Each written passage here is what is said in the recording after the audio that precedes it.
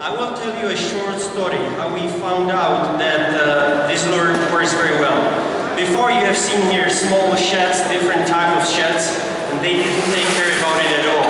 And even with this lure, these trouts are very interested about it. So this shows you straight away that it's something they didn't see before. And this is the key. If you want to catch a big fish and more fish than other fishermen, you have to always be one step ahead. If you will be using the same thing, same stuff, same gear like everybody else, you are not going to be different. No to jest stały i odwieczny dylemat wędkarza. Co zastosować, żeby złowić większą rybę niż inni, żeby właśnie złowić ten okaz. Jakub twierdzi, że chodzi o element zaskoczenia. Te pstrągi nie reagują na ośmiornicę w ogóle, tak jakby pierwszy raz w życiu ją widziały. I właśnie tutaj jest klucz do sukcesu, że trzeba wrzucić coś, czego wcześniej w wodzie nie było. So the story of Metkin clone teaser is easy. This is clone. You call it Vokno.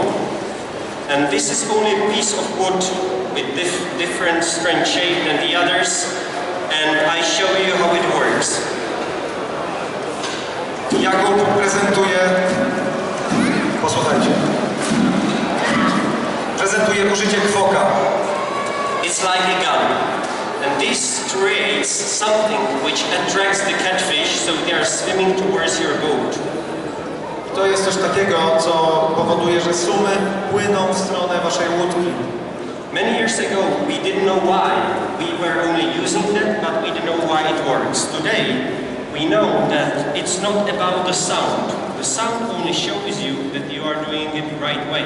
But everything is about the vibrations, which is basically a small part of catfish language. They talk like that.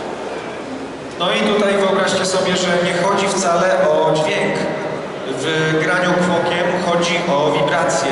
Wibracje, które są częścią sumowego poznawania świata, ich języka.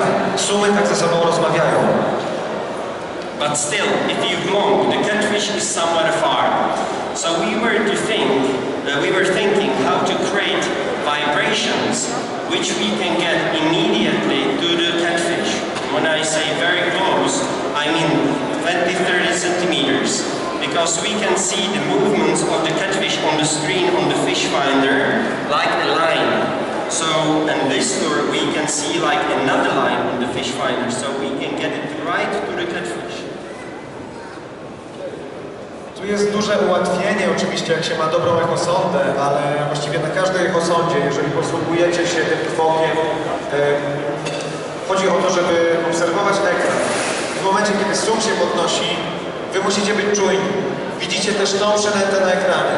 I macie jedyną w swoim rodzaju możliwość, żeby przynętę umieścić praktycznie przed samym pyskiem ryby. And now the three most important things. Okay, let's start with that. Catfish, they don't hunt by sight. They have very small eyes, they don't see basically anything.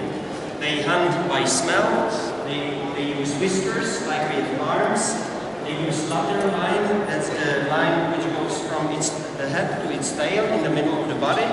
And they use as well very special organ which is inside of their head and in brain, and it's called Weberus apparatus. Then they use this to hunt their prey. Ja, słuchaj, wędkarski świat. Powiedzmy co nieco o zmysłach suma, bo to jest tutaj najważniejsze. Sum praktycznie nie posługuje się zmysłem wzroku.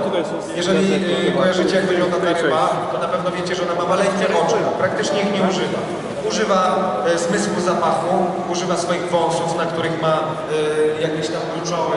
No ja dokładnie nie wiem, o co tam chodzi. Używa linii bocznej i używa tak zwanego aparatu Webera, który się znajduje w czaszce i wyczuwa różnicę w ciśnieniu wody, czyli wszystkie drgania. W ten sposób namierza ofiarę. And everything what I've been talking about is here. So the first is smell. On the hook we can put calamari, worms, danaje, verticillisti, dead fish, live fish, and of course that's the natural smell and sometimes movements. Number two, that's vibrations. I hope you can hear the currents.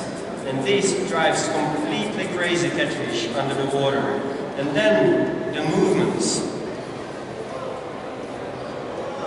it moves like an octopus. And it's really, really good. Look, you see the trout?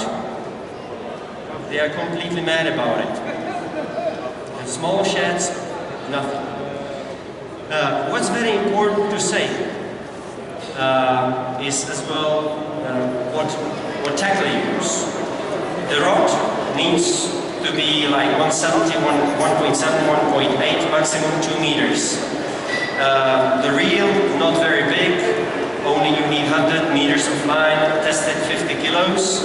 But I'm always saying that the rod and the reel are not important, of course they are. But if the rod breaks or the reel breaks, the line, the fish is still on the line. Maybe I will translate. Okay, sorry. You talk a lot. Too fast. No, teraz powiedział sporo informacji. Zacznijmy od tych właśnie zmysłów suma, które mają, ma to swoje odzwierciedlenie w tej przynęcie. Otóż możemy zaczepić sobie coś pachnącego za tego twiczki, czyli jakieś kalmary albo glizdy i wtedy mamy dodatkowy wabik w postaci zapachu. Ta przynęta wydaje dźwięk. To jest drugi zmysł. Słyszycie, jak to grzechocze. Trzecia sprawa to ruchy. To wygląda jak ośmiornica, widzicie? Kompletnie nasze ryby, a nie podejrzewam, żadne ryby słodkowodne w Europie nie widziały czegoś takiego. Zresztą te pstrągi na to nie reagują. Potem przeszedł do omawiania sprzętu. Chodziło o to, że ta wędka nie jest długa, ma 1,80 m, 2 metry maksymalnie. Yeah, the reel, 100 meters, not big, just strong, that's it. If the reel breaks, the rod breaks, the fish is still on the line.